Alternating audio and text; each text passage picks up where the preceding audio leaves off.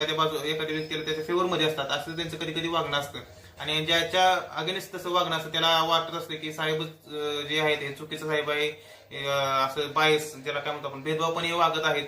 आणि त्यांच्या मनात प्रश्न येतो की आपण या साहेबांवरच का केस करू नये. किंवा एखाद्या वेळेस असं होतं की एखादा निकाल हा आपल्यासारखा होईल असं वाटत असतं आणि जे साहेब हा निकाल विरोधात देतात आणि त्यावेळी देखील त्या व्यक्तीच्या मनात प्रश्न येतो की आपण साहेबांवरच का केस करू नये.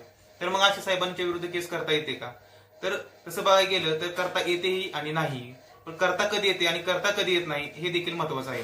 जर समजा तुमचा निकाल हा तुमच्या विरोधात गेला असेल, म्हणजे दोन्ही बाजूचं म्हणणं ऐकून घेऊन जर विरोधात निकाल गेलेला असेल तर आणि निकाल चुकीचा आहे म्हणून किंवा निकाल तुमच्या विरुद्ध गेला म्हणून तुम्ही साहेबांवर केस करू शकत नाही. कारण जजेस प्रोटेक्शन ऍक्ट नुसार तुम्ही कुठल्याही जजवरती तुम्ही केस करू शकत नाही.